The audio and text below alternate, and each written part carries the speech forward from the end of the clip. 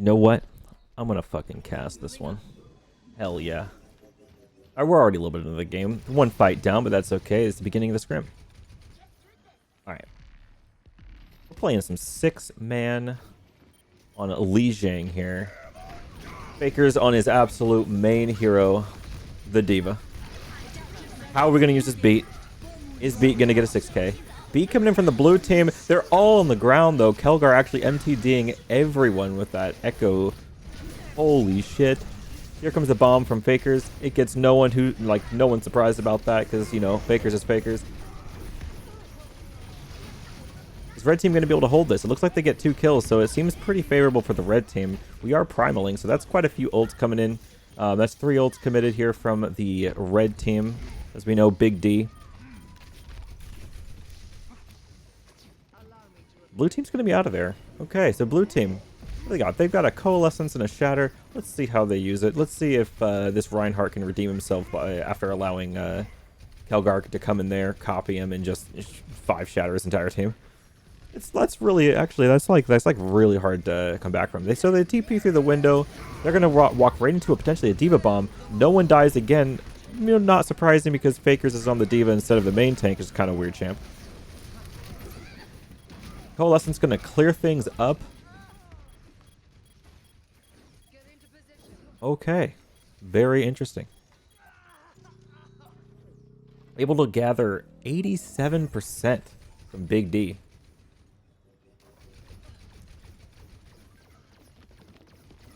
No portals coming here from the red team. They're just on 6-man, so they're going to have to find some way to get through. Maybe they use their mobility. They could actually just cut through the gap with their mobility and go into right side white room. Although, playing against Brawl, they probably want to take the open space side.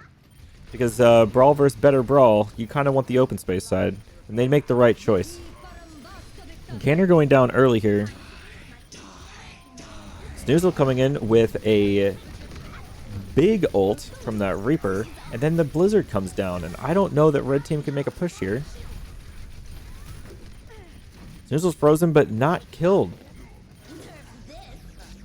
Bomb coming from the blue team. Just gets shielded by the elite Kaner guy. Very impressive. 90% on the clock here for the red team. Blue team needs to pull its stuff out of its asshole here. We got a beat and a shatter. They actually just... Oh, they just teleported to the rock. Okay. Not able to touch point. Unfortunate. Let's scope in on Dryden falling down as Lucio. That is very interesting stuff. Okay. 0-1. 1 round down. Now we have Control Center. Kelgar's favorite map. It looks like Maddie is proud of these comms. I cannot hear the comms, but I bet they're awesome. Meanwhile, I'm recording and casting this match.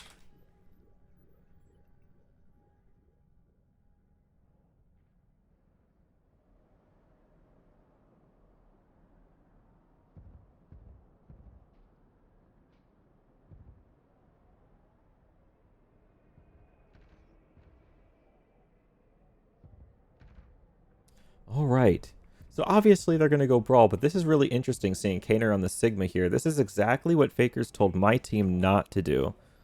Of course I'm going to upload it. Okay. This is exactly what Fakers told us not to do. That is to say, not play a sort of sprawly comp because it kind of dwindles your win conditions a little bit. Although I agree with this suggestion. Oh, okay, no, they are doing it. They're going to play full sprawl. Ooh, I'm just fucking up my camera here. It's all good. Where is the fuck? Okay, there we go. Interesting. Must have missed something there. It looks like the blue team going for something very different. Doing a Ball Diva comp pharmacy with Tracer and Ana. That's very fascinating. A big purple from that Ana there. Although it's going to be tough for blue team to have a point presence until they completely win the fight.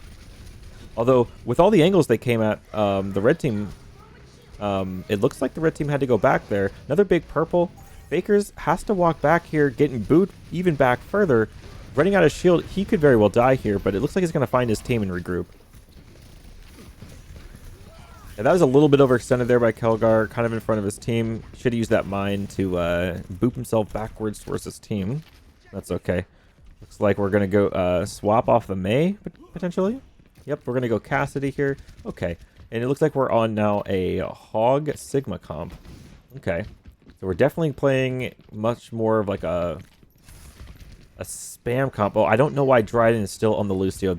In this case, very important to switch to Zen. This absolutely should be a switch to Zen. The Lucio is a mistake. Let's see how he approaches it, though. Maybe I'm wrong. I'm gonna focus on Dryden here and see what he's actually doing. Shooting a Tracer. That's a big purple and barrage. But not really anything that Big D could do about it. So they're just gonna have to speed boost back to their spawn room, regroup, and try again. Oh my god, walls. I'm gonna do this for a second so I can go through walls. Oh my god. There we go. We're fine.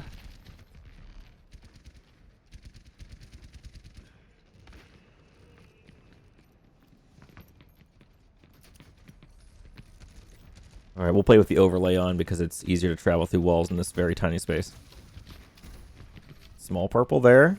Ana doesn't have a purple. She's just staying on coast there. It would be really cool to see Big D actually rotate all the way into coast somehow. Or they can't really do that because of the pharmacy. They just get booped off. So I can see why they want to stay dark room, actually. Makes sense. Oh, this is still dangerous for them. The ball is a problem. And we're going to have to get some stuns in that ball and some focus on him in order to make some progress here. Thankfully, Big D is all still alive. Stoozle does manage to get the stun, but this team's not there to follow up on it. A window comes down through white, kind of opening up a lot of space potentially on point. And let's see if Big D can actually take the point here. That's one down. Fakers is down. Gatsby's down. Okay, it's 5v5 on the point. No lamp for the red team. They get a res off on the Pharah. That is huge. The Pharah here needs to be taken down again now. Pharah low on the upper part here. Pharah taken down by Kaner. Kaner, once again, coming in carrying the team. Absolute best player on Big D, 100%. Unquestionably. But that was a very questionable... Oh, no, I mean, it is the last fight, I guess. That's fine. The Faker's now spinning to win on point, though it's not going to do too much. It's potentially demechable Diva here. Someone's going to touch... Oh, it's not going to work out. Justice reigns from above. Score. A very interesting approach to Control Center that you don't see too often. Generally considered a brawl map, blue team coming in with a completely different strategy. Caught Big D by surprise.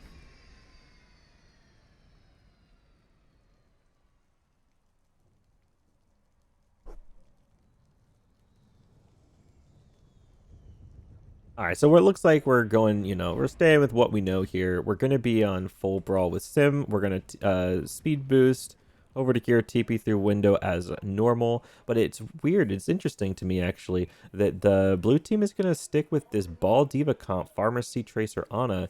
Interesting comp. I like it though, and one of the weaknesses to this comp is that Ana is a little bit vulnerable, and you'd expect that Ana to be on a Zenyatta.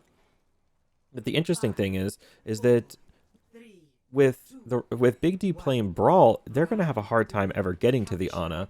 And so I think the Ana can play pretty safe angles here and just play for Nano Boost. So, as expected, we get a TP through the window. Big B is going to be on point, but unfortunately, 17 seconds, they have to still live there now while they get surrounded from a bunch of different angles. We have Gatsby on their home side, getting a 2-pick. 4 seconds on the clock, that's 3 picks, and this fight's over. Just not enough. Unfortunately, this ball comp is really, really good against Brawl. The way they're able to take all these angles around Big B is just... I'm sorry, Big D. I keep messing that up, my bad. The way they're able to take all those angles around the Brawl stack is it's just creating a redundancy of range pressure angles. There's not really a good direction for Fakers to hold his shield against this blue team. And so the brawl stack gets overwhelmed. Too many angles in simultaneously. Nothing can be done there. It's a little overextending there for the ball. Tracer's not really even there to follow up on anything. So that's interesting to see. Although Ball was able to kill Brig, which is actually kind of surprising, that solo kill I saw there.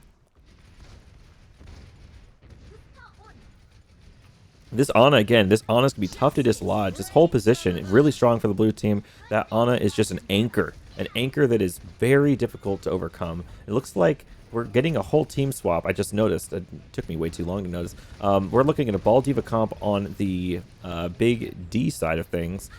But they're going to be entering that comp with some ultimate economy disadvantage. See how they overcome that, where Fakers has a Diva Bomb. Maybe he can actually get a single kill with Diva Bomb this scrim. We'll see. Maybe.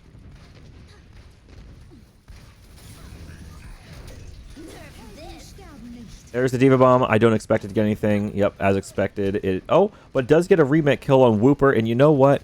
I'm going to give it to him. That is an absolute MTD, or should I say OTD. Just kidding. Fakers is the main tank no matter what. No matter what tank he's on. Actually just cracked at the fucking game. It looks like Kaner's actually able to finally kill that Ana. That's the first death for Ana in the last 2 rounds, as far as I know at least. Bomb coming on point, gets 2. But then Fakers jumps off the map. This is kind of close, actually. We're using Rally. We're using the High Noon. High Noon gets DM'd. Rally's still holding here. They actually managed to flip the point. Rally taking the coast is really risky. Looks like Mercy fell off from the blue team. Okay, Kaner up it a little deep. A little deeper than he needs to be. Okay. Setting up. So now we have mines and we have Pulse Bomb for Big D.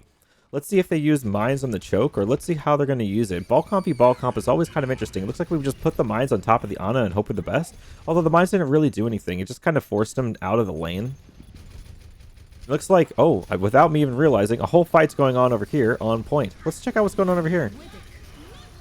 Okay, so they nano the Tracer. It's actually a big play. Let's see if the Tracer's going to find anything here. That's not a Tracer. I meant this hero. I've already missed it now, though. Goes for the stick. Manages to get Snoozle. Gets counter-pulsed. Doesn't actually get hit, but then dies Fakers. Because Fakers always gets the kill. Fakers is the man with the plan. The MTD, except we don't pay attention to what just happened there. That was a little weird. Kaner dies to a rocket. Just kidding, dies to toasted Marsh.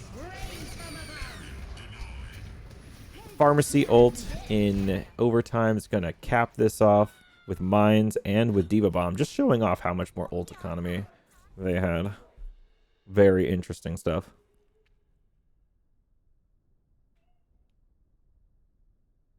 Round 1 goes to the blue team, and I don't actually know what that team's name is, so we're going to have to just make up a name on the spot. I'm going to call them the Turtles. So this is going to be Big D versus the Turtles.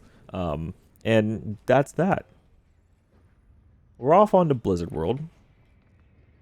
I'm going to keep a close eye on these balloons. It's really important, if they've learned anything from XZ, to make sure all of these balloons are destroyed. Very important. Oh, well, I can see how these people might not. I mean, Team Turtles might not have learned from XZ because they have no idea who XZ is. But when Big D is going to come on the defense, they better know. It's really important to break every single balloon. And don't forget, there are some more. There's some more over here. Okay, well, there's these things. You can break these things here. You can break those. Break those. Oh, here we go. We have balloons. We have balloons here. These are easily missed, even by some of the top teams in Overwatch League. I've seen them miss these balloons. These are obviously the common ones, and it's really easy if you want to just jump on top of the wooden pillar here and just punch it. Actually, you can just punch all the balloons at once. Really, really strong. Very efficient. Brig also really exceptional at killing balloons. So I can see why a Brig comp might be pretty good here on defense, just for that reason. All right. Hanzo going with the Storm Arrow right out of the gate. Doesn't really find anything. Although there's also no shield up here protecting the Hanzo. That's kind of weird champ as well. Not sure why there's no shield. There's a little bit of shield. Okay. A little bit of shielding. Looks like Zen goes down early from an early pick from Snoozle. Excellent stuff. Calgar looking for a dive. Calgar looking to see what he can do. Is he going to dive into the air and get a solid kill? There's a dive on the platform. Big bubble, perfect timing. Puts the Hanzo and the Sigma off of the high ground. Although a counter slam isn't really going to be met with much. Tracer wasn't quite on point with that one. The bubble just kind of not allowing the Tracer to follow up on the slam. Here comes another slam on the high ground. Again, no Tracer to be found. Gatsby kills Snoozle. That's not good. So Gatsby down here gets 2. That's really bad for Big D. Turtle's coming up with some pretty good comeback. Tank's over here, not doing much. Faker's doing what he does best, jumping into the pit. And it looks like the Turtles is going to hold on to this point this time. Faker's drops a lull in the chat because his favorite game is League of Legends, and I'm not really sure why, but it is what it is.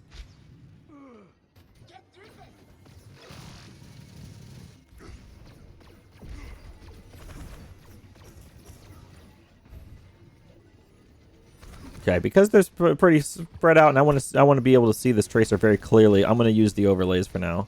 Let's go up here and just see kind of what their strategy is. They're gathering around main. Really no flanks. Not really much lane presence other than just going straight down main. Well, they are trying to just stage and get probably a jump onto this high ground where the Hanzo Sigma is. Let's see how they execute. No, not bubble, not quite fast enough. Oh, there's no bubble now. Now it's not double bubble. It's just full dive. My bad.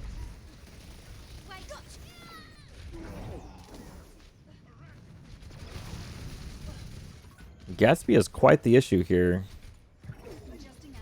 I think we need to put Kaner back on the Diva so that we can handle this Tracer. Not gonna lie.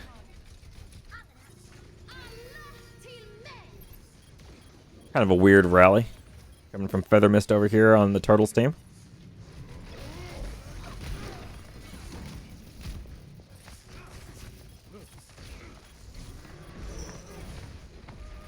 Snoozle gonna be able to take the Sigma down. We'll see. Sigma puts the shield up.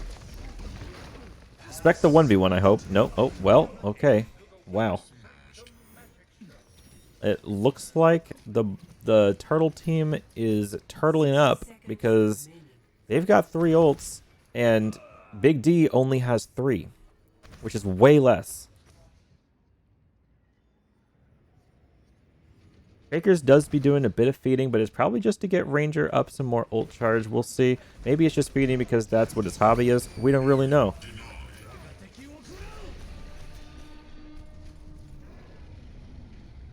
Not sure what Kaner's trying to set up for, but ball versus ball plus Tracer equals an L, by the way. That's going to be really hard on Kaner, even considering the fact that Kaner is a god gamer and just like way better than everyone else in this lobby. We can get the kill on the break here. Can Kaner get it? Nope, he just rolls away. But can Kaner land it? Well, I mean, Brig's pretty much full HP now. That's kind of a rip. Okay, Dryden does the Zoom Yada straight onto point to make sure it touches. And gets nanoed. That was a nano Zoom Yada. You've seen it here. Seen it here first. Strats that Owl doesn't even know about. Rally from the Turtle team is pretty strong here. Going to keep the Zen up. No problem. The bomb, as usual, gets absolutely nothing because Fakers is still learning how to play this hero. That's fine.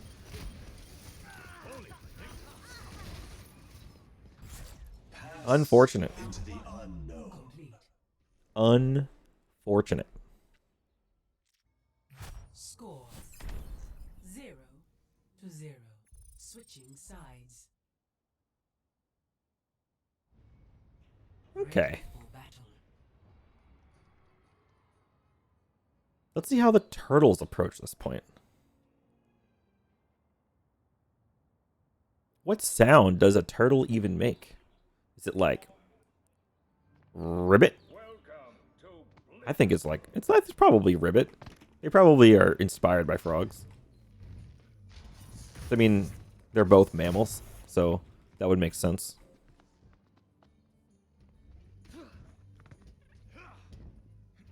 Ribbit. Ribbit. I'm a frog. Ribbit. Hello. Ribbit. I'm a turtle. Ribbit. The fuck is Hanzo doing? See, I think there should be a mechanic where if he does that emote, then since his bow is technically on the ground, like another hero should be able to pick up that bow and start using it, like for example, Hamster. Just like, I don't know, personal opinion, you know?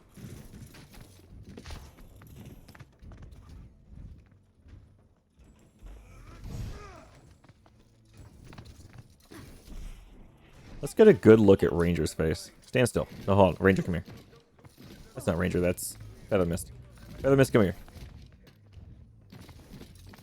Okay, well, they're not standing still, and I think that's kind of offensive. Let's take a look at these tentacles. Wait, dude, stand still. What the fuck? Don't stare deeply into the fire. Okay, like no one's standing. Okay, here we go. Here we go. This is what we need. Gatsby.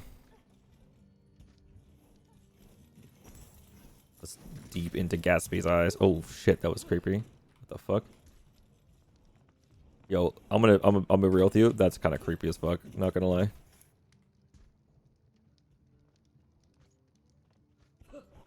Look at the eyes. Hello, Gatsby. I'm looking at you. This is kind of weird. I'm not gonna lie. That's kind of weird, champ. Let's go take a look at what the other turtle team is doing. I mean, you know, Big D or whatever it's called. We got Fakers over here on the horse. His absolute main hero. I've never seen him play any other hero other than that hero.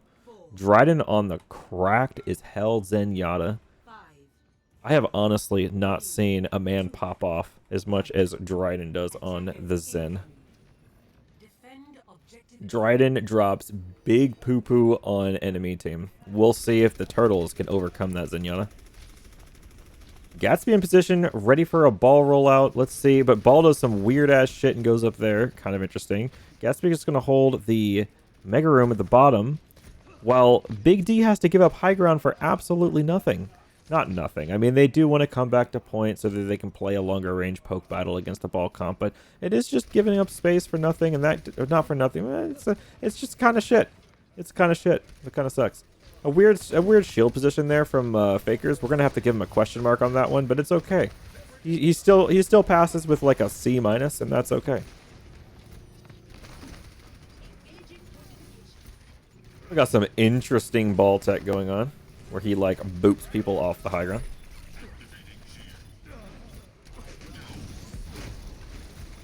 A really big slam, actually.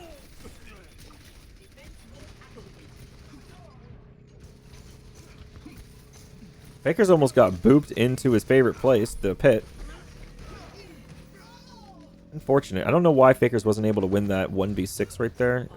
The real Fakers would have won that. If, you know, personally speaking, at least.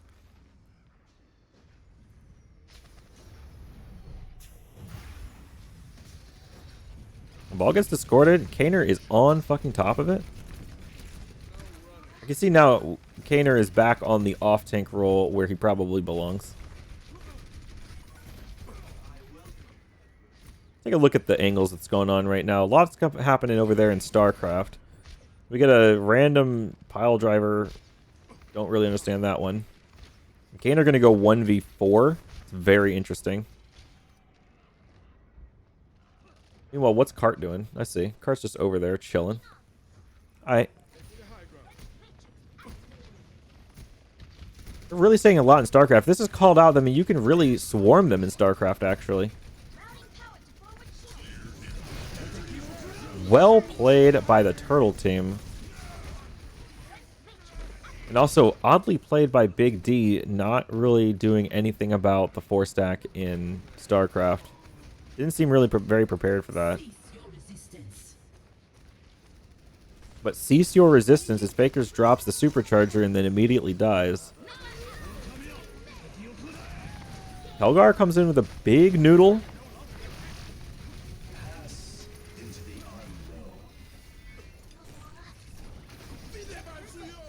Okay, I don't know if it's savable with window, but with double support ult, it's potentially savable. Toaster is able to kill Dryden, though. Toaster also able to kill Ranger. That means both supports down for Big D. Looks like the Turtles are going to shell out another one.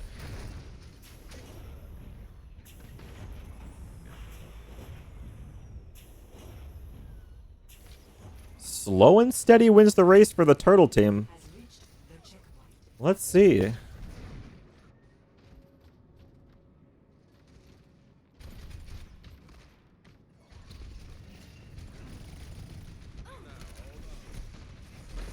Alright, Big D needs to pull it together here. We're on final point. It's much different map geometry in this third point. Maybe they know the map geometry better than the Turtle team. Maybe Big D can flop their floppy all over them and do something impressive, because so far it's been a lot of dying. Gatsby discorded. Let's see if Dryden can take the 1v1 here. Hasn't hit a single shot yet. There's one shot.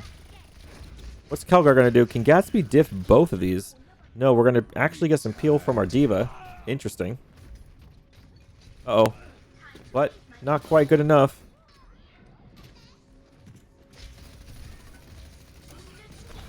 This is really rough on Big D here. Trying to be lifted by the Sigil. What's he got? Gonna have to be healed up here. Potentially a big bomb. I can see how. Okay, see, I want to let the court recognize that Kaner's bomb got a kill, whereas Faker's has still yet to get a diva bomb kill this scrim. It's just experience, really.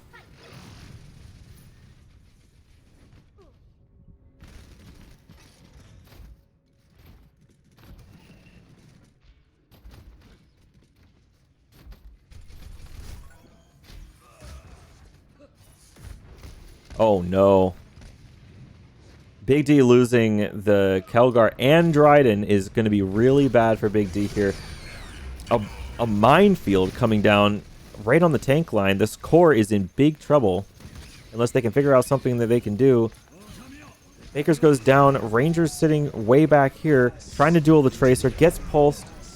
Dryden zoom yadas to point where Kaner's trying to get his mech back, isn't able to do it. Kelgar and Dryden go down. Ball is unable to touch. That is unfortunate. Two maps. Two maps to the Turtles. Sag.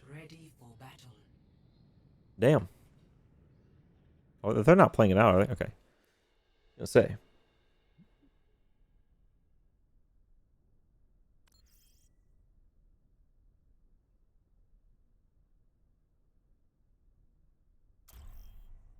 All right, we're moving on to Watch Point Gibraltar. I have a feeling that this might go. Actually, I have no idea how this is going to go. I'll be honest. I don't really know. It could really go any way. On one hand, I do think that Big D can play a decent dive. From my experience playing against them, I think they're not too bad at dive.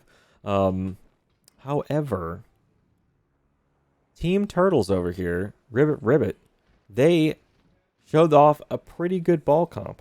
And I kind of think that ball comp could speak some volumes here on Gibraltar. However, they have decided to instead go with the single shield Orisa Diva comp, which has actually been getting a little bit more common lately. This is pretty common comp. Switching out the Sigma for the Diva for more high ground control and peel. Makes a lot of sense. Some interesting stuff. I think it's a good defense. We'll see how they do it. I'm looking at double bubble from the Big D side of things. Now I'm looking at a ball that's very interesting. I'm sure there are memes being had between Fakers and Dryden in this moment. Too bad I am not in their chat to know what they're saying right now.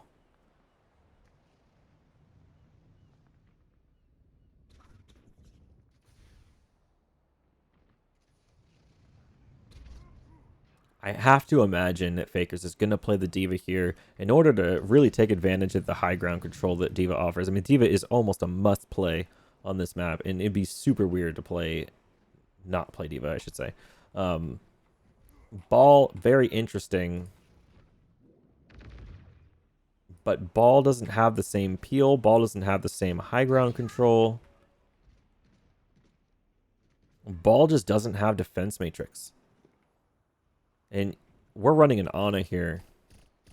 Enemy team's running that Tracer, and you know they've been playing Tracer. The Gatsby's been getting a lot of value. I feel like against the Tracer, the DM is going to be invaluable, and it would be super weird to stay on the ball. That's just my opinion. I'm sure he knows what he's doing. Of course, Fakers recently hit top 500 on Tank, as we all know. Very incredible. Very big claps for the Fakers. He was able to hit top 500. Just basically one tricking Roadhog. His main strategy, as he was telling me, it was just he increased the size of Roadhog's belly button so that he could just suck people into the belly with the belly button, and he kills them by essentially just eating them. And it's really weird that no one's ever thought about that until Fakers came up with it. And he learned it from this one episode of Hell's Kitchen. You know what? Never mind. We're going to go on to the game. It looks like he is going to stick with Ball. Interesting. Ball going to... Okay. Ball taking the interesting route. Potentially boop offable here. He's got to be careful. Monkey taking kind of the wrong side of bridge here, opening himself up to a lot of spam. Kaner could die. Able to live, though. Able to live. Ball on the way back. Unable, gets stunned. Unable to boop the enemy team off. Is at least able to charge a little bit of his mines. Kind of fumbling a little bit there. I think Fakers might be drunk driving on the ball, unfortunately. I wonder how many shots Fakers is into this game right now. Unfortunately, takes an L. While Gatsby is in the back line, seeing what Gatsby can get on the cart. Not really able to find much, just finding 3v1s. Dryden's on top of the high ground here. Keeping it safe, keeping it safe.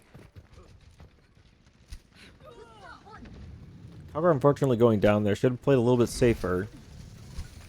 It's okay though. We're gonna res Calgar, and Big D is gonna try to run it under Car Wash, which is kind of weird. Thankfully, instead of running under Car Wash, we're gonna just take the space on the high ground here. Try to get control of Blue Box. Maybe we can supplant our Ana on top of Blue Box here.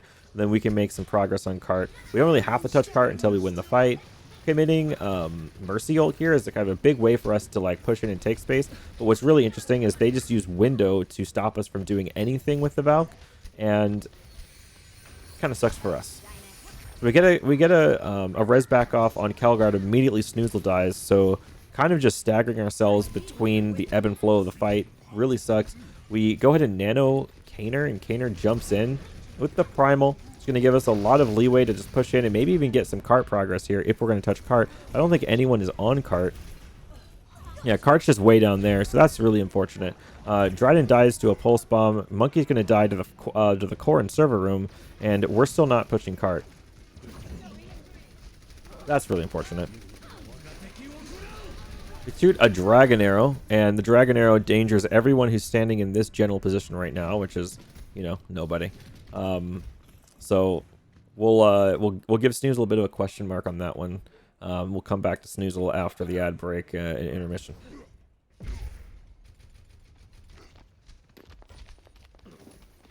Okay, we're getting a little bit of a position up here to try to take over Ireland.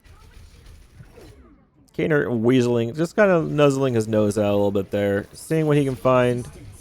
They're going to use the CC resistance, and I think that's going to be a wait 10 seconds for the Big D team. Turtle's coming to the bomb, doesn't find anything. Kind of a Fakers moment. Actually, it did find Fakers himself. Not surprised there. Gatsby looking for some blood down here in Car Wash, seeing if anyone's going to be dumb enough to push the cart alone. Kind of smart from the Tracer, actually. Able to take a free duel on anyone who dares touch cart. An interesting danger noodle. Algar trying to push cart here, but again, still has to contest with the Tracer on point.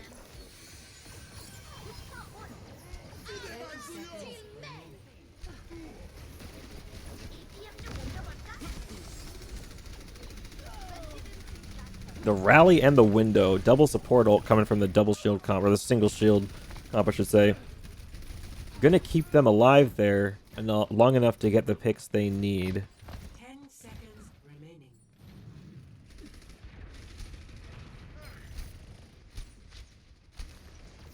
At this point, I'm really surprised Fakers hasn't just suggested a Ryan comp and just run into the server room. Okay, so we are primaling. We're going for a bomb. Maybe the bomb gets Faker's first kill. Nope. Unfortunately.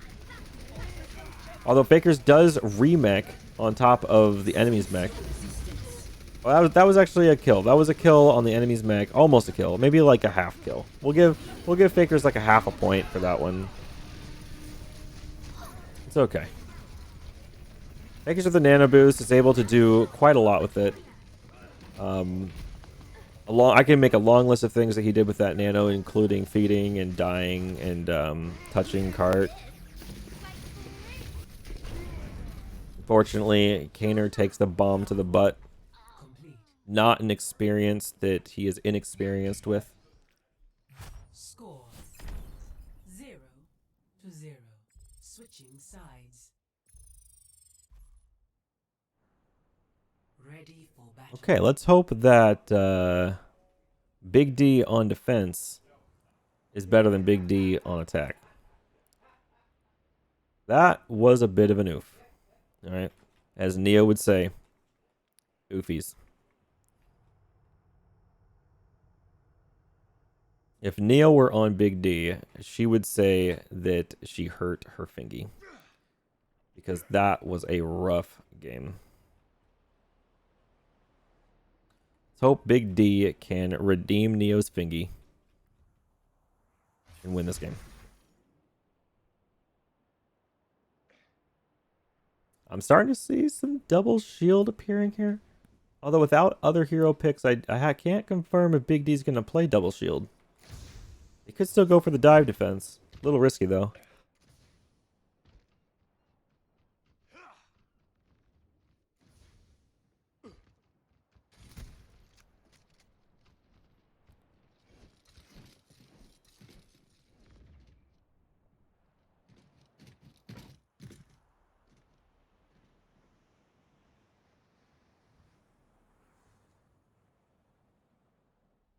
All right. One thing I do respect out of both of these teams is at least neither one of them is playing Sombra. As we all know, Sombra is the butt crack of Overwatch. It is the armpit of Overwatch. She is the worst hero ever conceived. A literal waste of sperm. It is good to see neither team running Sombra, because that hero sucks fucking ass.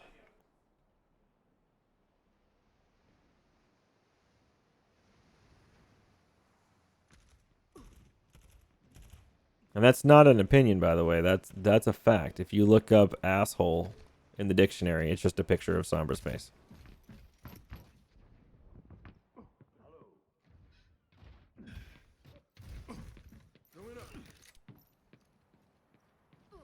If you look up the word weakling in the dictionary, it's just a picture of the Sombra using EMP.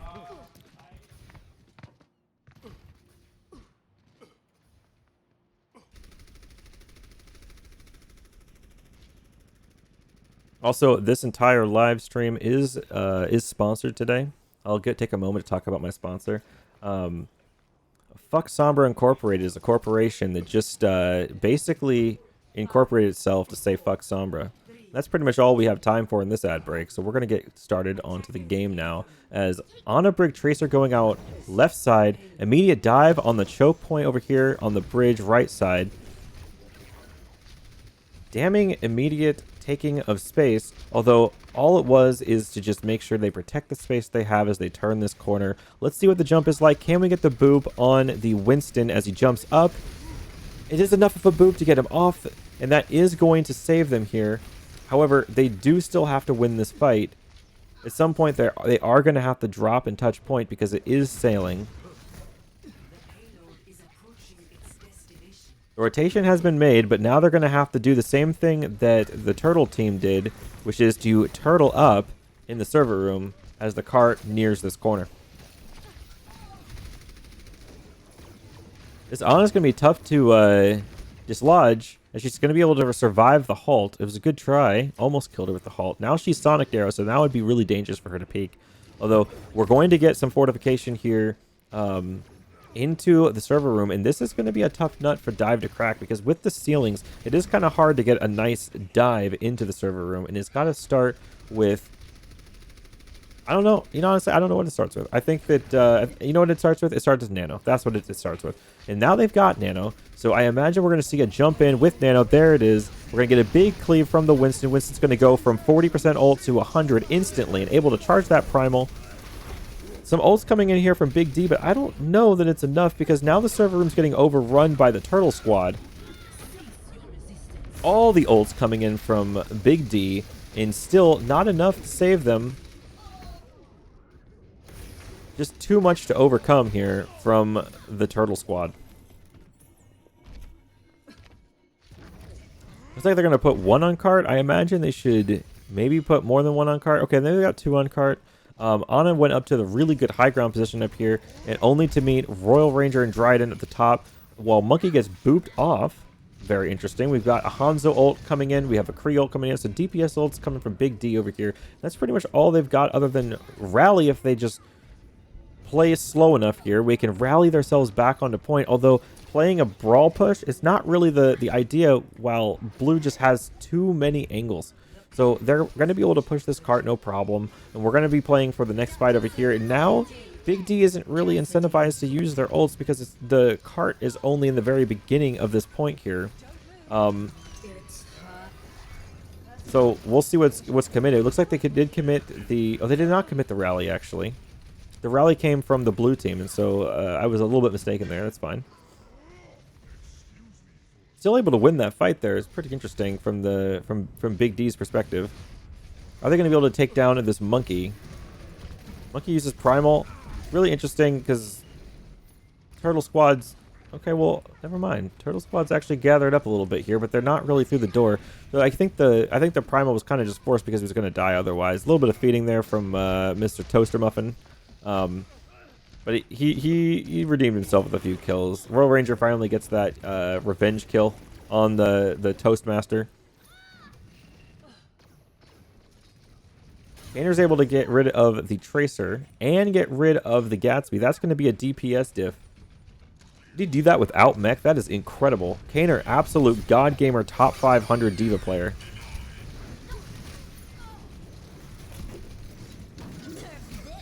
This is going to be a massive bomb.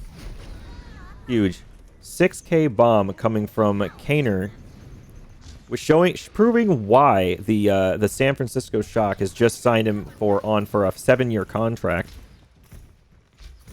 Absolutely impressive feats coming in from Kaner over here.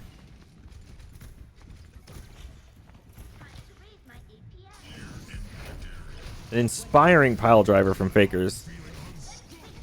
The nano monkey that just jumped into absolutely nothing is very inspiring. Snoozle coming with a high noon, able to kill 2. However, a counter bomb comes in on top of Spaceship, able to kill the Baptiste as they're trying to rotate their Ana core through the right side Mega Room into the potentially the Spaceship, but a counter rally going to be pushing in, and it's a really hard push rally actually. Going to go all the way through to the spawn side. Excellent push here from Big D, as Gatsby almost takes one to the face.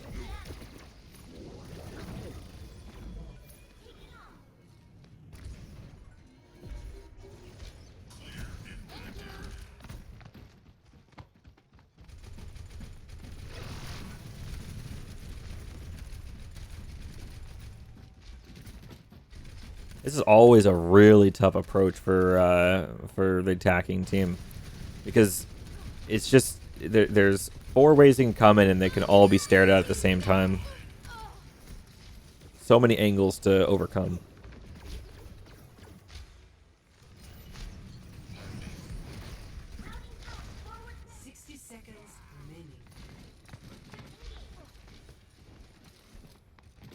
Fortunately, the Turtle Squad not able to get a foothold through the choke point.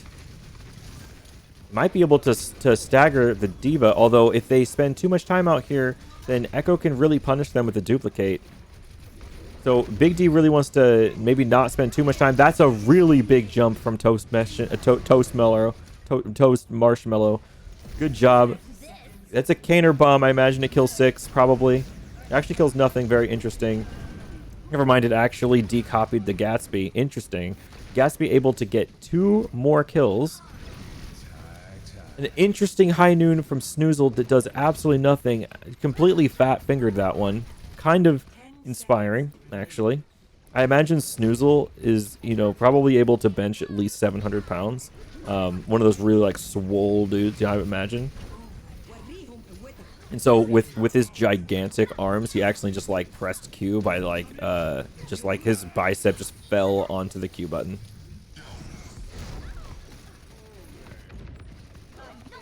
Post Mash Marshmallow able to get a kill on the Brig here. Kelgar taking an L on point. Royal Ranger with a very inspiring window. Going for the 1v6. I have to give him respect for that one. If it were me, I definitely would have gotten the 6k there. 100%.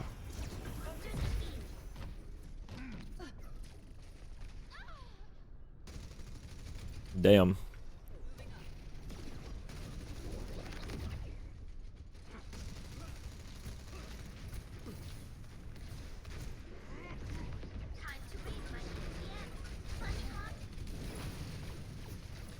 Yeah, Big D's really having trouble just trying to, like, fortify in their own high grounds. They're getting shoved off their high grounds while the Turtle Squad is just able to take up a lot of space.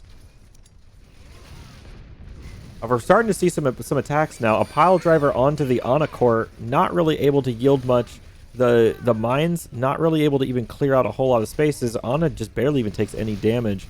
Dryden rallying on point, trying to get his team to unify together and push into the enemy core is actually kind of great. Like, it was able to work. They definitely kind of, like, got the Turtle Squad to go into this little health pack room and up the stairs, and eventually died to Kaner's superior D.Va bomb, which is exactly why the San Francisco Shock signed him to that 7-year contract. Just because those bombs are absolutely top tier. What's going on over here? Gatsby gonna copy Kaner. Big mistake, because Super TF himself even certified on Kaner's absolute unbeatableness. And so you cannot copy D.Va and expect to win. Although I might be eating my words here. Gatsby not able to get a kill with the D.Va bomb, much like Faker's. Another D.Va bomb is absolutely nothing, while the Toasted Marshmallow himself zapping away on point, trying to get the ball off the point there.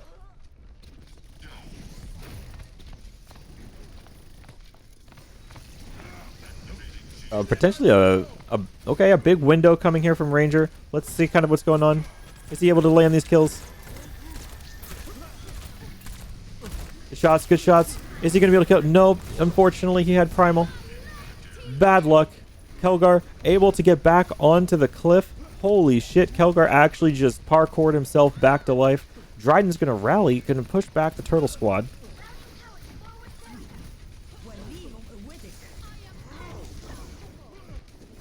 Not a lot of target focus coming from Big D here.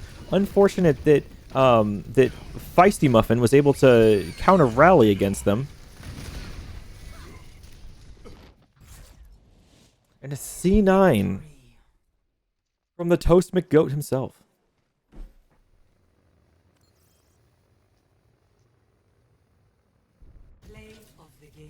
Unfortunately, this is another map given to the Turtle Squad.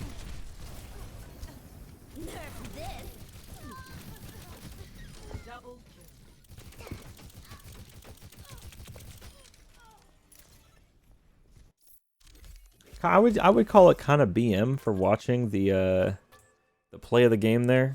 Just by the way, in a scrim, why are we not jumping back to the lobby? Thanks for the love.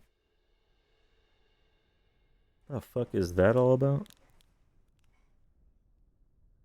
When it's your play of the game, you make them rewatch your play of the game. Damn. Oh, you know what? I take it back. Aristotle over here is the leader. So it was on him to go back to the lobby. My bad, actually. Looks like we're going to do 2 CP for some fucking reason, and I have absolutely no idea why, because this map is not relevant anymore. However, I can tell you there is one certain butthole on the Big D team that is probably just jumping for joy right now. We're going to get a good look at this man right now just to see how much he must be just jumping out of his seat in excitement, as this is his favorite map in the entire game.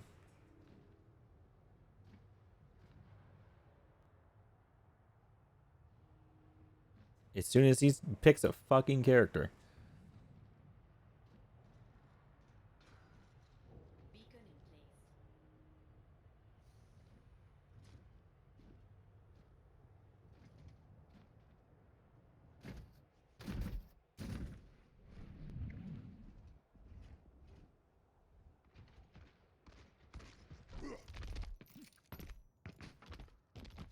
And very, very inspiring a Hog Winston comp coming from Big D. Quickly switching over to the much inferior Double Bubble, which makes absolutely no sense. Like, Zarya should absolutely play the metagame here, which is Monkey Hog.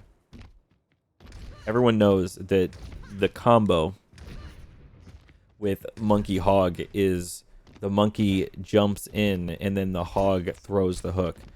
Very powerful combo that honestly unstoppable by anything this baldy of a comp is trying to do on the other side. 5, 4. Let's take a look at the man who loves this map. And it looks like he is standing on top of the globe because he is just excited over the moon. He's over the moon. And so he's starting to get in the globe. Now he has to jump up to the moon. It's a big jump up there. He's kind of looking around, kind of looking at his gun. He gives up on that idea and starts jumping across tables instead. Man is so excited that he punched this vase with his bare hand. 5, Okay, well, 3, 2. they're not going to go with the metagame monkey hog comp. They're going to instead play this really interesting new strategy with a Zarya. Not really sure what they're going to be doing with that. Do they even know there's a ball on the other side? I don't know if they do know that Toaster Muffin's over here. It looks like they did know. They just didn't know where he was going to come from. Not quite able to get the stun there. Oh, there's the stun. Are they able to kill Toaster Muffin? Not quite. Toaster's able to pick up that mega. Oh, maybe he could get away. I'm going to go into the overlay view just so I can see. Able to pick up that mega. It looks like Big D's going to take the underpass approach. I really like this approach from Big D. Where while the Diva is just going to feed her living shit off. Another big slam coming from Toaster Muffin.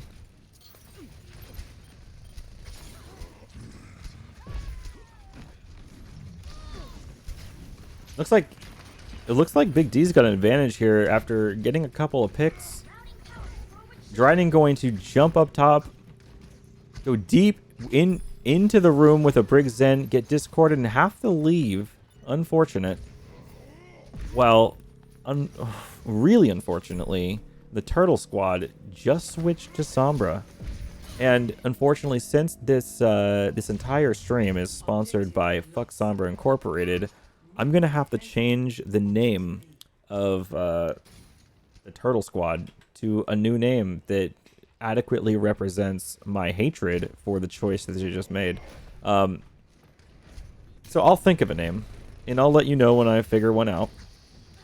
Meanwhile, Big D got the high ground against unnamed team, Untitled.txt.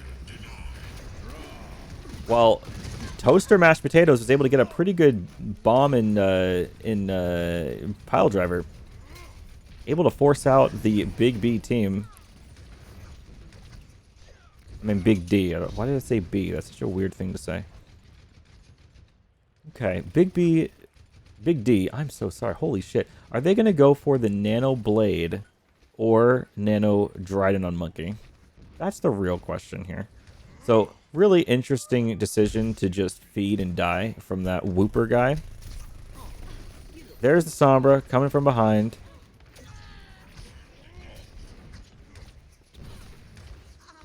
More feeding from the tanks on Untitled.txt.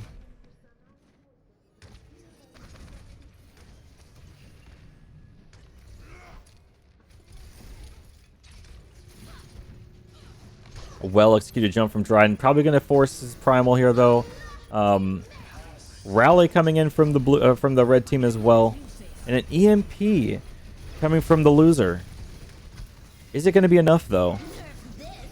A big bomb coming from Burger King over here. Not able to kill anyone, though. Teams are a bit split, I'd say. A lot of stuff going on at the moment. Hard to say what's happening. Looks like blue team is currently in the lead, though. There's no ticks to Big D. Lots of ults used.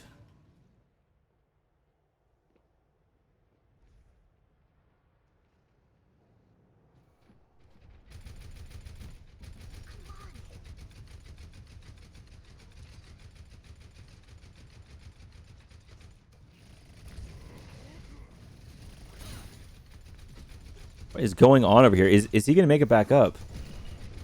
Okay.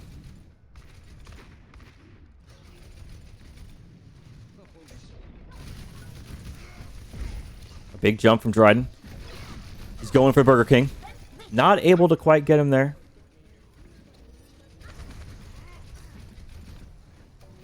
Big slam from Toasted. Interesting. Oh, they're able to get the stun. They're able to get the stun. He picks up the Mega and runs away, though. It's really sad. It's really sad.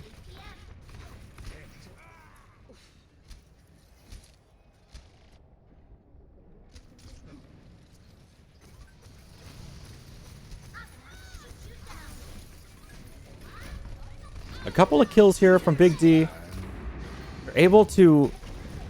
If they can just make a little bit more space there, they can actually touch point, but the rally is kind of stopping Kana from doing anything. It looks like the Chlamydia compatriots are going to be able to hold this after all. Well, Fakers has an interesting... Oh, not quite good enough.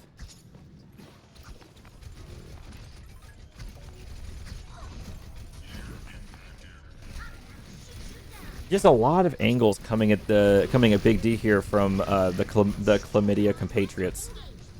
They're just able to hold a lot of different angles all at the same time. And Dryden just discorded. He needed Primal there. But didn't want to use Primal because his team really just wasn't in. It wasn't like the space they have is just not there. They're not encapsulating the angles well enough. Too much redundancy coming from the Chlamydia compatriots right now, while EMP is on the table at the moment.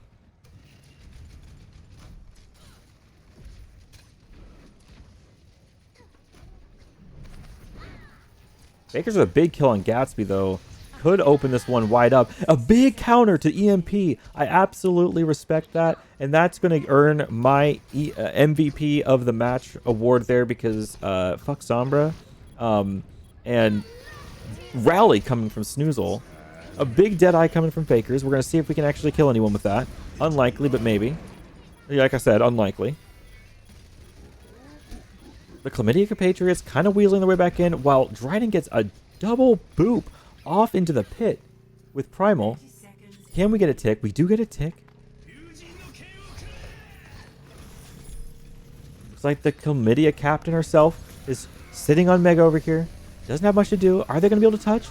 And it looks like Gatsby's able to get on the point, and that's a big minefield. Double tankle from the Chlamydia compatriots, able to open the space they need. Open up that point. 10 seconds left on clock, though. Now it's 5 on point for the Chlamydia compatriots. Unfortunate. Nano onto the Winston is able to potentially kill the Brig. That's going to be a start here, but they're going to need so much more than that. Not even able to take down the Brig. So unfortunate. Dryden goes down to the big Whopper himself with the big burger meat Whopper. Burger King man, Mr. Burger. And there you have it. A successful defense from the Chlamydia compatriots. Round 1 complete. Score 0-1. Switching sides. Ready for battle.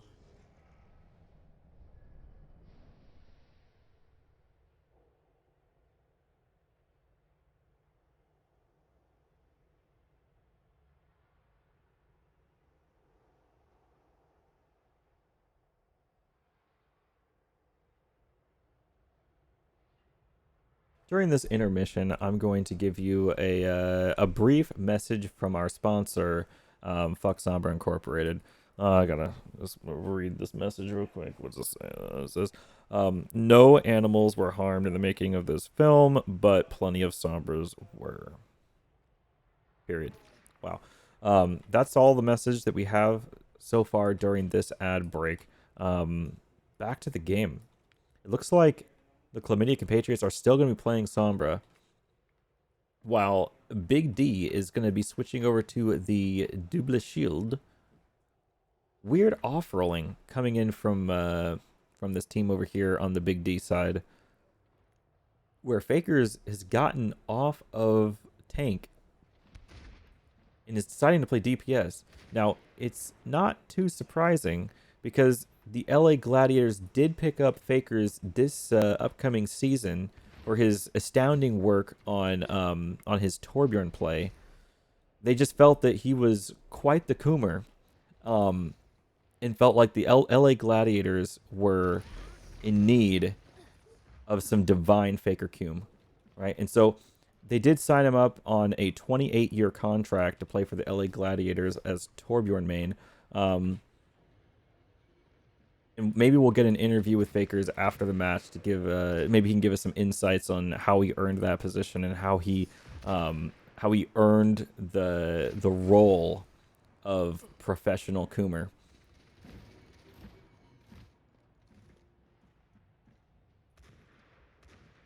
An impressive feat for the 12-year-old player. 5, 4, 3, 2. Rolling out with another Ball Diva comp with Sombra Objective A. from the Chlamydia compatriots. Trick or treat, apparently. It is Halloween for the Chlamydia compatriots. Ball is set up ready to boot them off of the high ground. They're all kind of got their eggs in one basket here, all on this right side. Which I don't mind. It's fine. It just offers the Chlamydia compatriots a lot of space. So, and once angles are taken from this side over here, then there's not really a whole lot of retreating anymore, and not a whole lot of options as far as what space you have as the Big D team.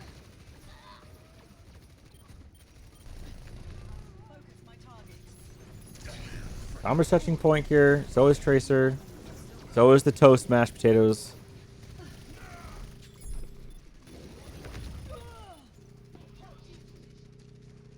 That's going to be one tick. This fight looks pretty much over.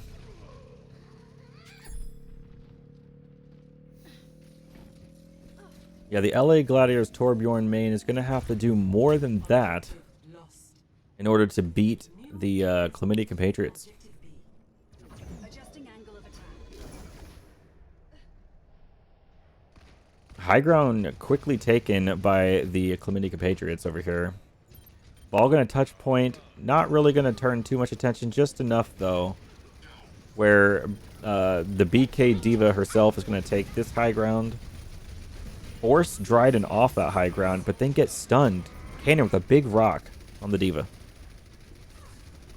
Supercharger from Big D is going to allow them to put enough threat on the board to potentially hold him off of taking a tick here.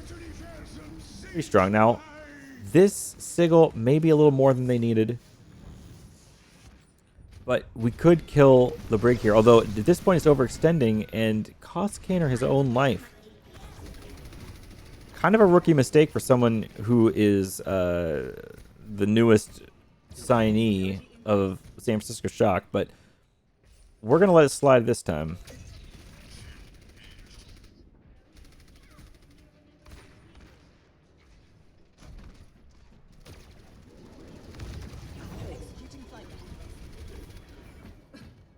Looks like we're going to just put all of our power on this high ground. Just going to be everyone up here and see if this is good. An early window. Well, the Clemente compatriots don't necessarily even have to respond to that Widow. They decide to do a minefield ground pound right on top of it. And then into a bomb that does absolutely nothing. An absolute Faker's moment on that bomb. Fakers goes in for a high noon and manages to get a kill with it, which is pretty impressive. That's a lot more than he did last high noon.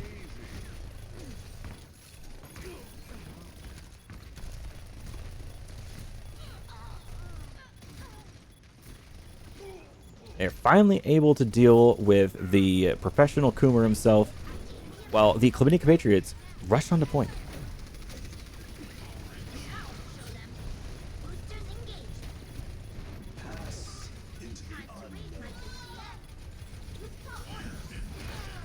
Size pulse bomb, that's the last ult. No. Ball has still a minefield that he can commit here from the Clemente compatriots. Not really much to show for the red team, though. Red team losing numbers quick. They're going to have to group up. That's a minefield on point. I don't know much what else they can do. He wasn't able to commit a supercharger there, unfortunately, and Ranger's not able to touch either. Baker's able to touch, but instantly dies. Round 2. That's going to be another L for Big D.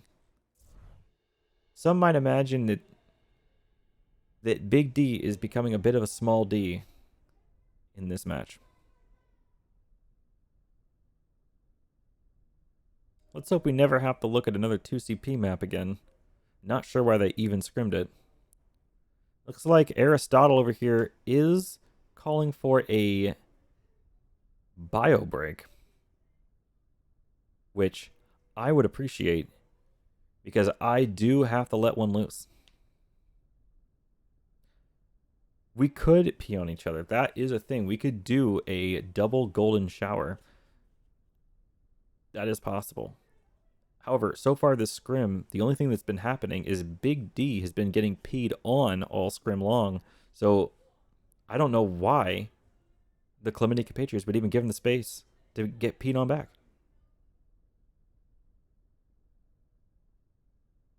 All right. I'm going to go get I'm going to do a bio break. I'll be right back.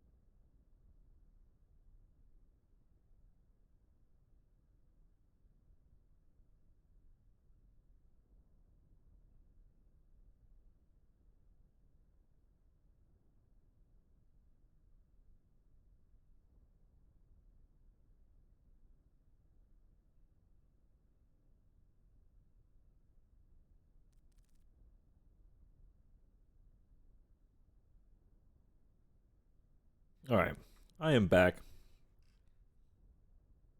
I have drained the main vein and collected a donut on the way back. It was very, very powerful.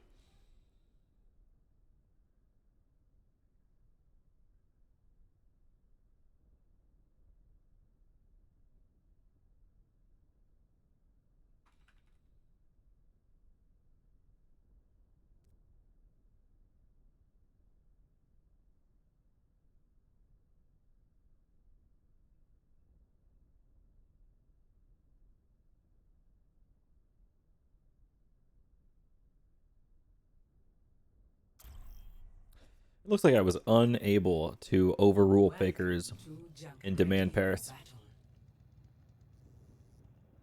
I was really hoping I was powerful enough to do that, but I clearly am not.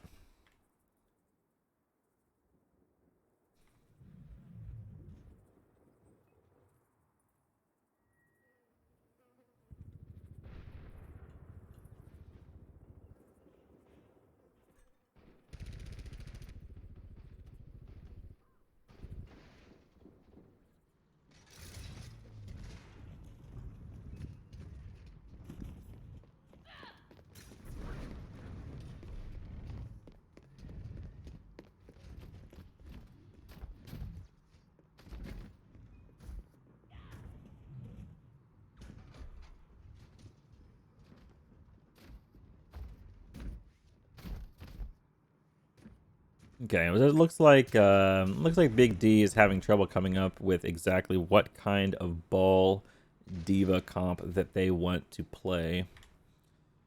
And it looks like the Chlamydia compatriots have no problem deciding exactly what they want to play. Deciding not to play the Sombra, which I would respect had they not already depleted the purity of their team by playing Sombra last round. They are still deserving of the name Chlamydia compatriots and will not be going back to the Turtles, no matter how much they don't play Sombra.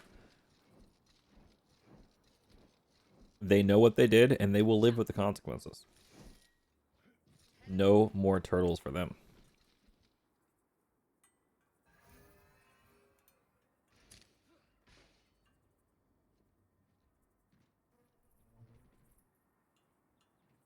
We're going to be putting Kelgar on the Tracer. Interesting. Kelgar not really a Tracer player, but they're going to go with it anyway. We're going to get a hard look and see what Kelgar is doing on this hero, as he was recently signed to the Florida Mayhem, because Florida is a Florida man, or Kelgar is a Florida man. Starting up top, he's looking where he's going to go here, jumping on the barrel, see if he can kill this Widowmaker. Unfortunately, it takes a Hyper Sphere and a Discord Orb to the noggin. I don't blame him. I couldn't do any better on Tracer.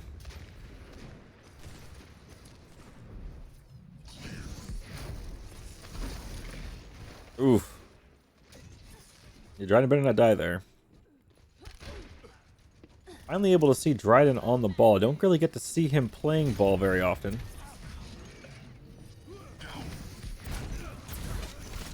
He definitely knows that rollout pretty well.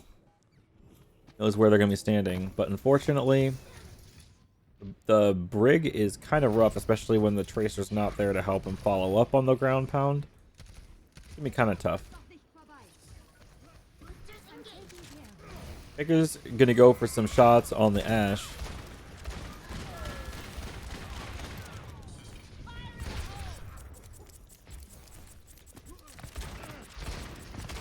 Faker's playing the cowgirl during this scrim reminds me that I play the reverse cowgirl with his mom. Anyway, see if Goldbox can get any picks up here from his cool position. Is he going to be able to find a kill? Nope, this is like a lot of not clicking heads. Very unfortunate. I feel like some of those he should have been able to get.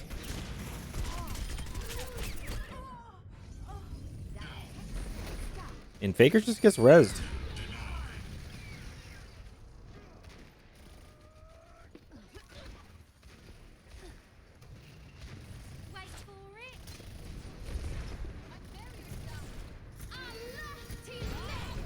An interesting rally coming from the Chlamydia compatriots. Are they really going to be able to hold this point? It looks like they actually are getting a few more people onto the point. It's kind of surprising. I thought they had more numbers than that.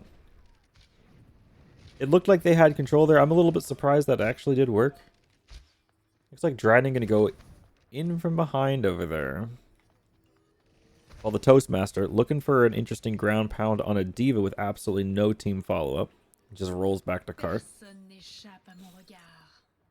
That's a Widow ult. Now it's going to be tough for the enemy team to peek, but they know the Chlamydia compatriots are now fully aware of where Dryden is. So Dryden's kind of have to make a play, do something, get out of there.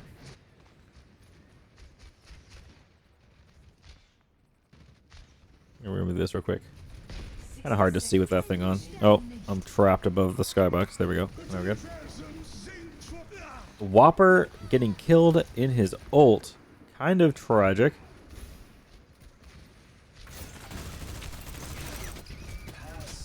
Forces out Trans. Runs back in, going for Mega.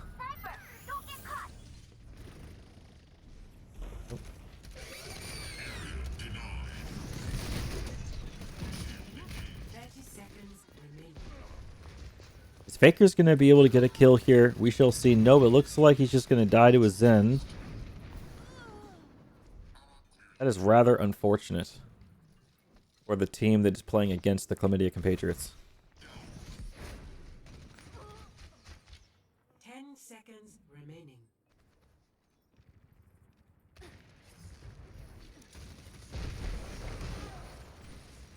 Oof. Overtime. An unfortunate res there coming from Ranger. Not able to land it. Gets rocked right in the face. A lamp comes down on point.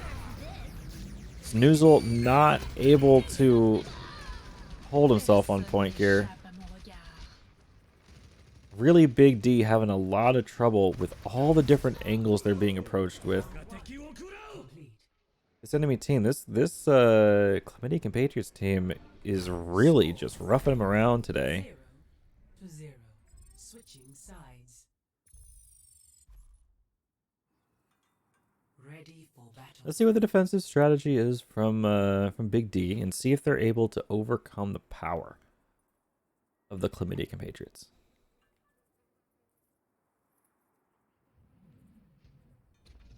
I see the ball coming in from Kaner. Dryden on the Diva. They're really tickling this ball Diva comp idea again. This time, Dryden on the Diva. Kaner on the ball. Incoming in 30 seconds.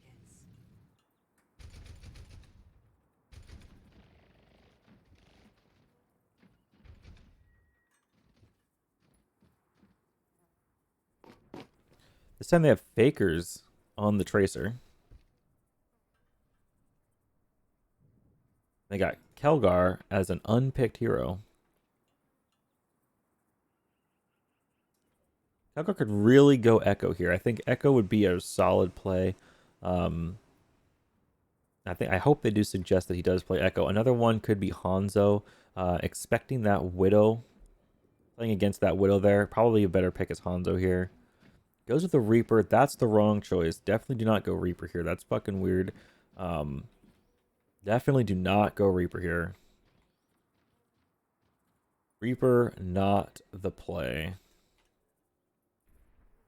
Unless the enemy team has absolutely no peel, but they do have peel. The problem is with Reaper is that the Chlamydia compatriots unfortunately have feather shit over there on the brig, and he is going to bash your ult. He's going to boop you away from the Zen. Zen's not going to be a diveable target, and all you're going to do is be able to maybe teleport on top of the Widow without her knowing the teleport timing, and so she's not going to be able to get that initial headshot. And if you can manage that situation, maybe you can win that duel. There you go. Hanzo, much better pick here. Hanzo being really hard for Widowmaker to deal with. I'm glad you made that decision for yourself.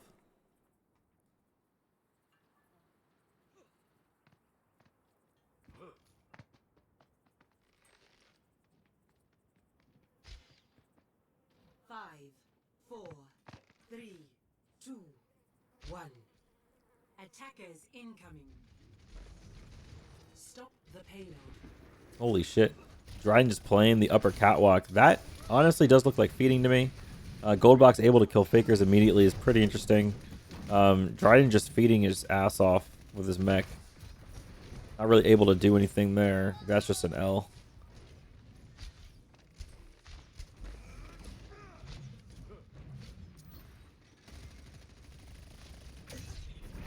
Tracer is back on the scene though. Maybe it was a lucky shot. We shall see.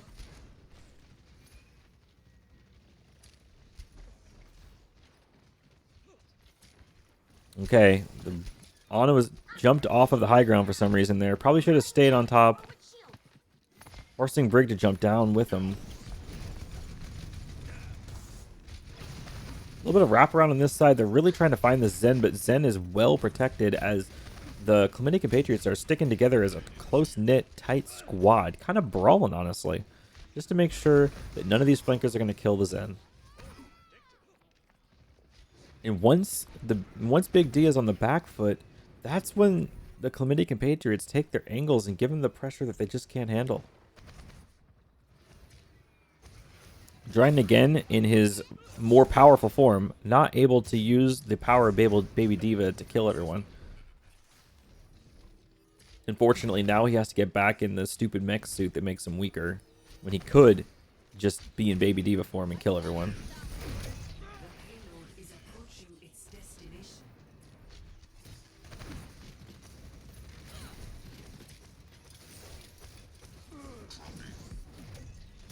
Hard for Kano to get any value here, really, just because the Brig is going to protect the Zen, and then with the Zen being a difficult target to dive, maybe he could go for the Hanzo, but at that point, it almost seems like a waste of resources. And Hanzo doesn't even feel like that sure of a bet, because Storm Arrow is such a horrendously overpowered ability. The payload has reached the checkpoint. Welcome to Junker Town. A lot of pressure being played on enemy squishies because just because Big D is playing kind of like this divey ball comp. Not a whole lot of pressure coming on the front line that just gets to walk onto cart. The core seems pretty comfortable here from the Climatic compatriots. And unfortunately, Gatsby able to take down Fakers. A Hanzo Widow mirror match is underway. I'm gonna go back to the overlays to make this a little bit easier to see where people are exactly.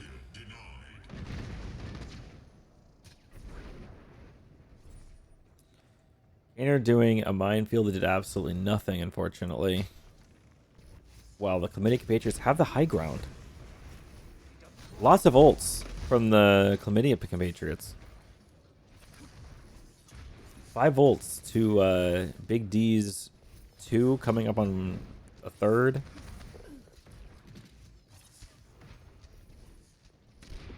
Karsh just inching along here, and it's really on Big D to make a play. They're going to rally towards the Ana to see if they can find any value there. And there's going to be a minefield on the Ana. A nano boost comes out on the Sigma. Sigma's going to be pushing the enemy Sigma. And a big purple coming from Snoozle there. Not able to do quite enough. Helgar's going to have to touch point to stop it here, but I don't think it's worth it. I think he just should live and play for next point. The payload has reached the See how quickly Big D gets a hold of Spinner. Well, Helgar, unfortunately, gets a little bit staggered. A lot of kills as the gate opens, kind of allowing the Climatic compatriots to take control of this vital space, the Spinner on top. Sigma on top of the Spinner here is going to be a nuisance to deal with. We'll see if Kaner's able to boop him off, or if Ranger's able to boop him off with the whip. Something. Now Faker's over to his main. Or, you know, one of his mains. Obviously, Torb is his main. Let's see if he's able to get anything done here on this hero.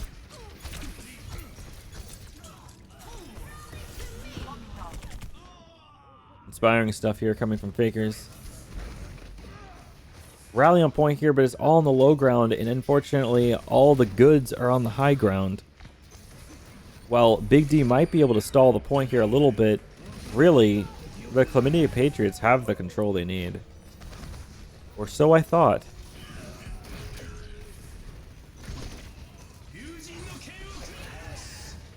The Dragon Blade is going to be met with a trans, and Fakers is not going to be able to get any value out of this. However, that is some value, though, because trans, getting out trans is a big deal.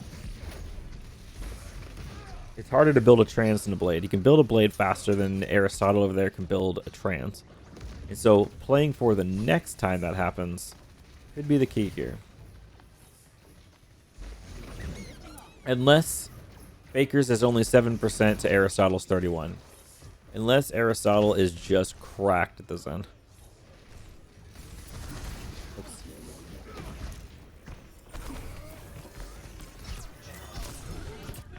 Oh shit. Faker's able to take down the Zenyatta. Now can Faker get an ult advantage over the Zenyatta so that he can actually get a valuable blade? Not if he dies to a Brig out in the middle of Narnia. However, Big D is able to take control of the spinner. An important first step to actually holding point C.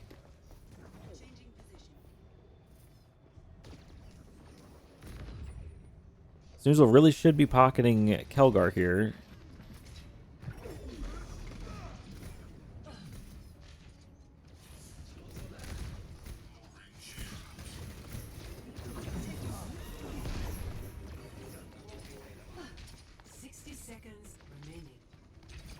Okay, so it looks like the Chlamydia Patriots are trying to rally their way into the spinner. A little bit of booping off the top, though.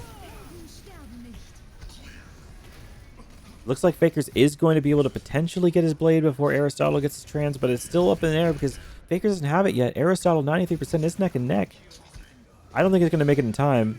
Aristotle now has the trans. Oh, no, he doesn't. He doesn't have it. Not fast enough for Fakers was able to get value, able to get that 2K. Worked out for Big D over here.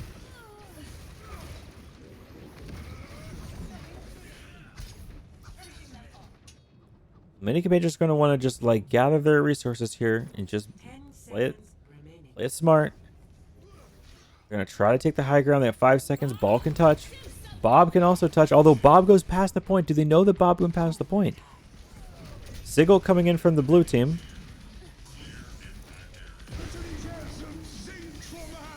It's going to get lamped, although the lamp was way too quick. You have to hold that lamp until you're actually about to drop, or else the lamp dies and then you get killed by the Sigil. Unfortunate. Not great timing there. Fakers is getting Sonic Arrow by the more powerful weeb among the two weebs of this game.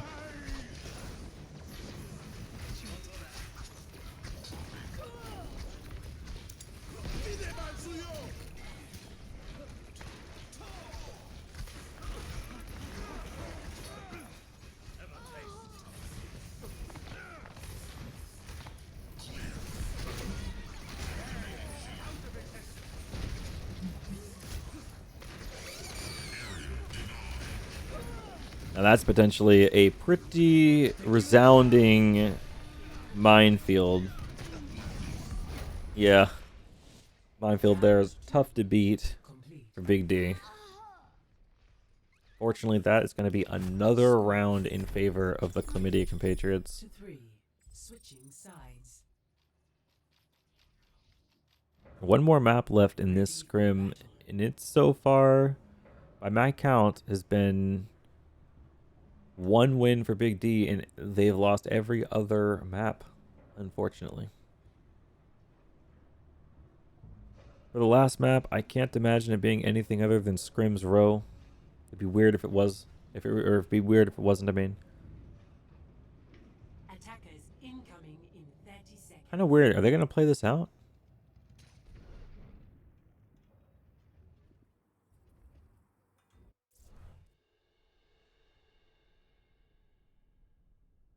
This is about the time where Fakers suggests goats only.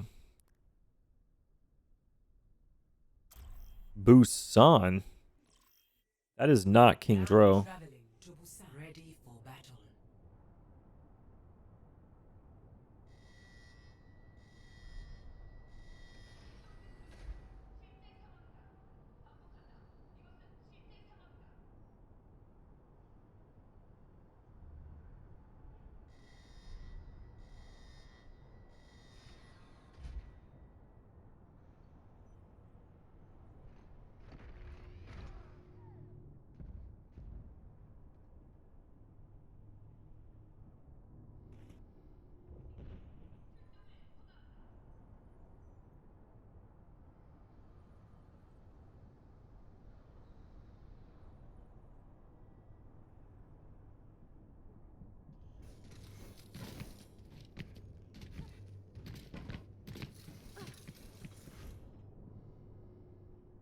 Looks like Kelgar has not picked his hero yet. Oh, there it goes back onto the Reaper.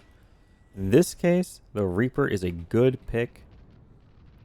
They have to know at this point, though, that the enemy team has been playing this ball comp all scrim long. Certainly, they wouldn't stop now. You better know it's coming. And honestly, I think this ball comp might be a little bit too much for them this round. Although that is just a prediction. I'm not betting money on it. Well, not a lot of money. But, 5, anywho. 4, 3, 2, 1. Round 1. Capture the objective. Alright, let's see if they're able to play these walls enough to actually get value. I don't think they're going to be able to.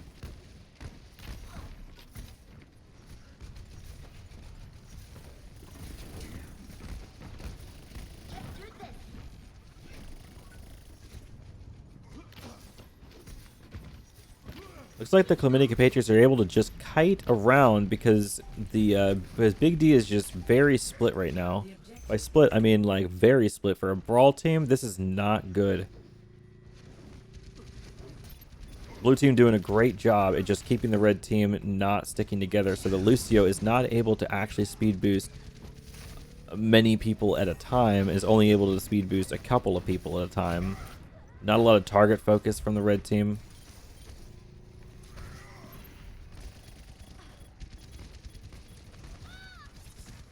They're able to flip the point in their favor, though, which is interesting. See, that's where I'm a little bit of a question mark. Chlamydia compatriots playing this really well, doing some great kiting, great positioning in the beginning of the fight, but then didn't really challenge the point enough to consider flipping it in their direction. And at this point, while I think that Big D is potentially out-comped, I think that they played it well enough to at least get value, because they were able to get 40%, 41, potentially more, even able to get 43 while Kaner is on the clock. Dryden gets a big slam, kills Feather Mist, until they're finally able to flip it to the blue side after 49% to the red side. That is honestly the kind of win that Big D needed.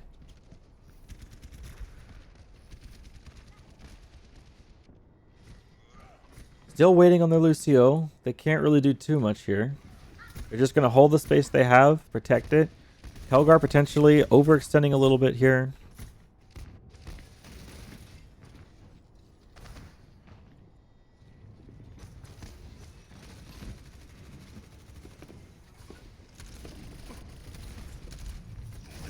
Again, Big D having a trouble time here sticking together.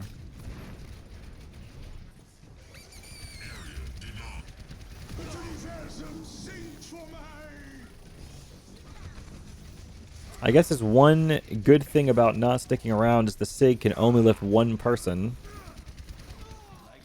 Dryden unfortunately goes down here.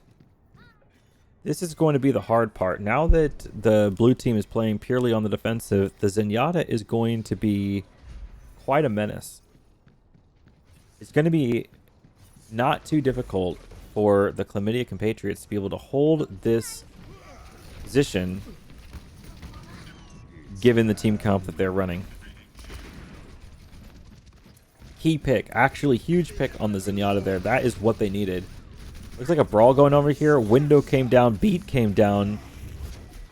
Big D not letting them get the end of this here. Big D really wants to win this particular fight. Can they kill Whopper? Jesus Christ, that guy lives a long time. Now we're able to maybe flip this to our side, but Gatsby is on the point. Ball's on the point. They've got a little bit of ways to go here. It's not free. That's a rally. We're going to definitely push us into 99. Rally gets squished by an absolute MTD Dryden over here. Who recently got signed on to the Paris Eternal because his favorite map is Paris for some reason, even though that map is dog shit.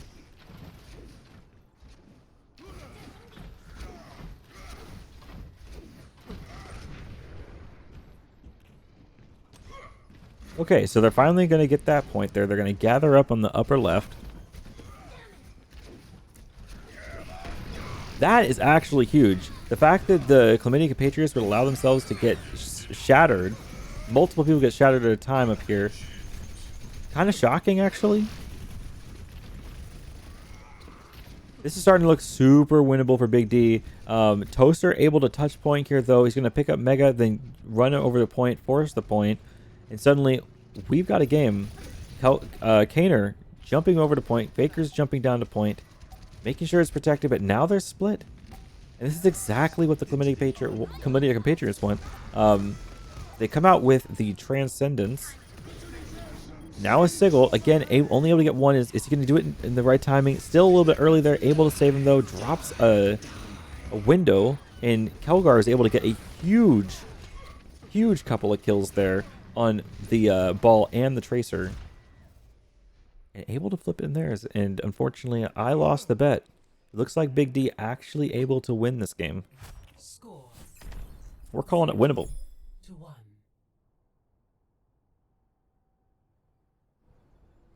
Ready for battle.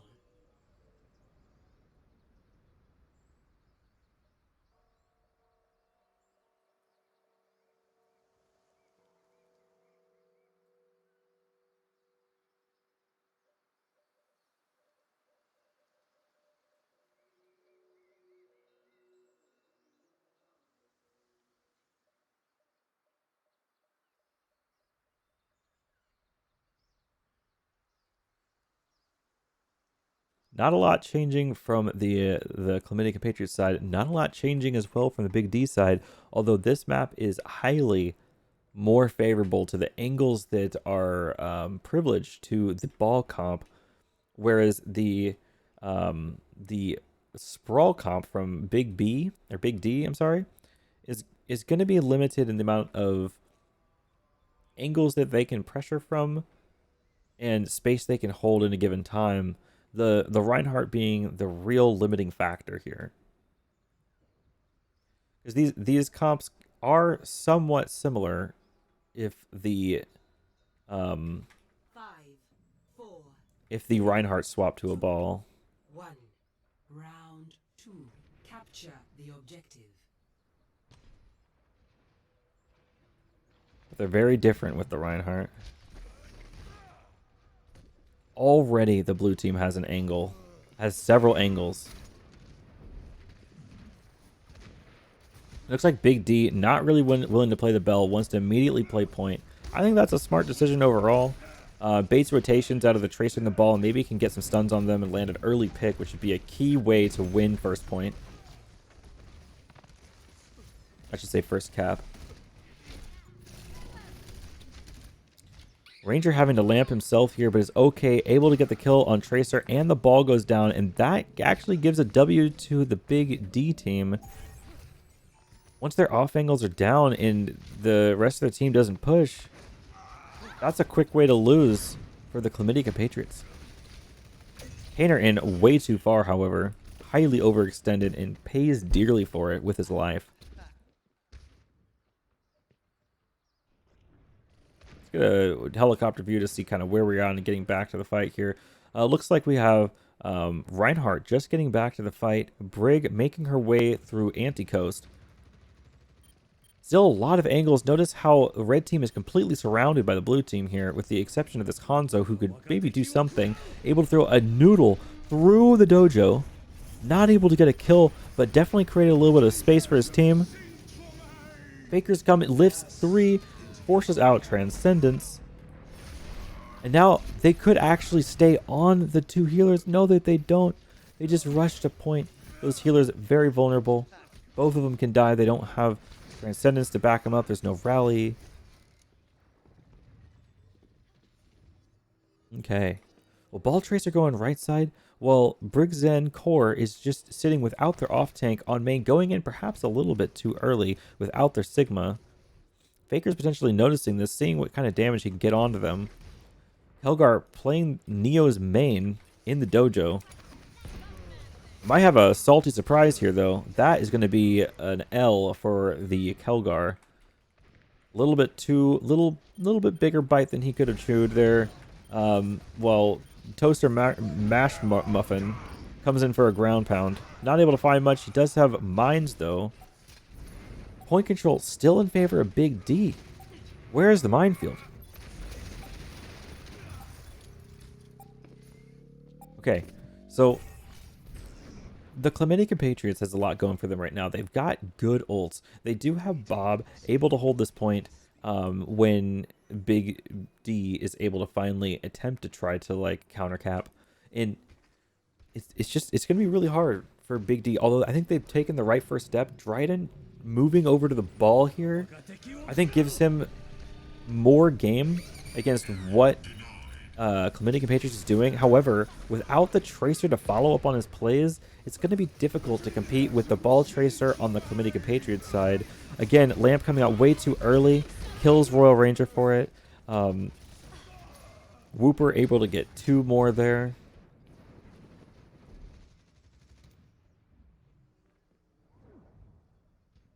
I think personally the Bob probably came out a little bit too early there from Goldbox. That's a key piece for holding the point when you don't have any other way to hold the point. The clock is at 96 here. And so I'm a little bit concerned about that usage. Right now, Transcendence and Rally, double support ult coming from the Clementi Compatriots. Pulse Bomb kills 1 and then 2 more from Goldbox. That's another fight win for the Clementi Compatriots with only a Pulse Bomb. Double support ult to hold 69% to mines. And what does Big B have to show for it? Big D, I mean, has very little. They have 3 ults in a comp that doesn't make any sense. Why are we on Lucio, Bap, Ball, Sig, Hanzo, Doomfist? I have absolutely no. I've seen Fig come up with better comps than that. That's a start, but they have the Transcendence to counter it. They're going to have to overcome a lot more. Now they're going to have to overcome a rally. It is potentially overcomable. Kelgar going to have to use his ult, though. Can he kill the Brig? I go straight aggro. I go right on top of those healers. Unfortunately, he doesn't, though. Zen able to take down the Doomfist. And Dryden about to die on point. That's going to be the L there, unfortunately. Royal Ranger going to stall us out a little bit longer with the Moira hero. But it's not quite enough.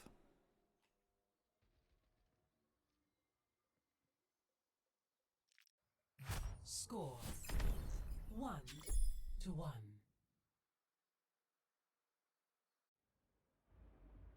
Ready for battle.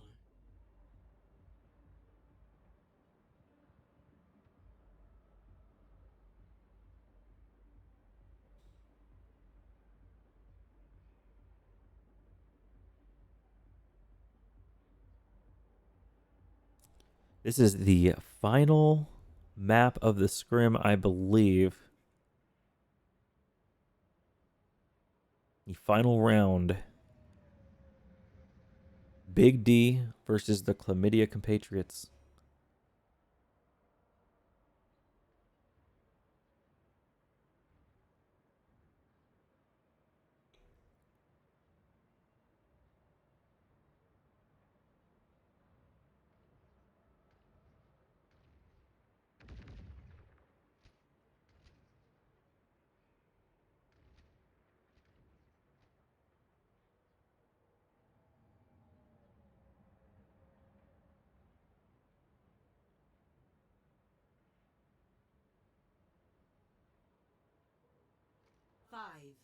Here's the strategy. We're going to go out with double bubble 1.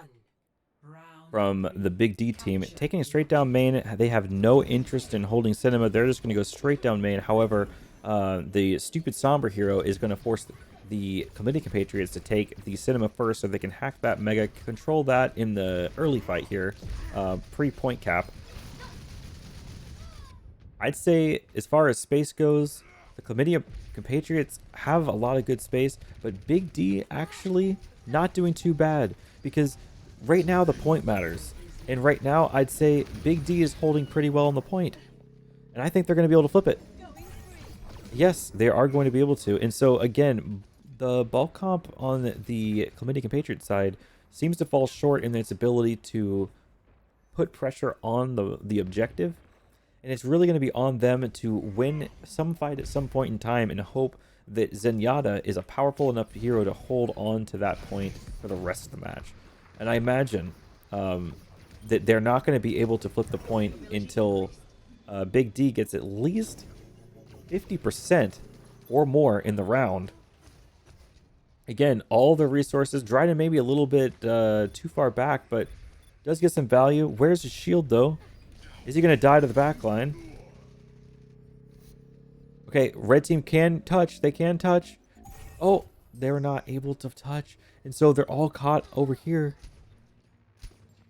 Big D does not want to be sticking around here, though. That's a big sleep. Can they get the kill? No, they're not going to be able to get the kill. They need to regroup. They don't necessarily need to regroup, I suppose. If they do play down here, there's boot potential, which is kind of scary. But they definitely do not want to leave their Mercy back there. Because Mercy, right now, if the Sombra on the enemy team is better, could punish the Mercy for being completely isolated like that. Big D not able to actually put enough pressure on the point to cap it. And is now going to get double booped off. That's the really scary thing about going this direction against a boop team. The ball can boop you off, unfortunately.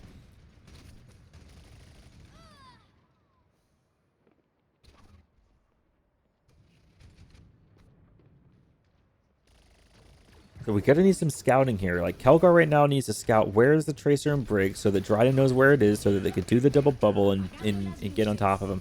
And they need to do it faster because the stinky hero just used EMP, which is not good for the Big D team.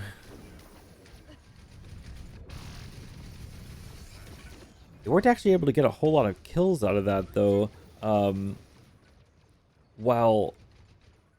While Big D does need to stabilize, they haven't really lost a whole lot of numbers, and they could have gotten a pick if they were to just focus their damage a little bit. Let me go on to this view just because it's a little bit easier to see in this smaller space.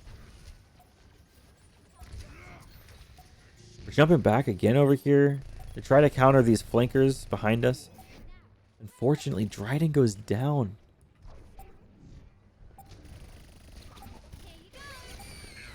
Going coast again here is very risky. If they're able to get in there. Another sleep on the Toast Man.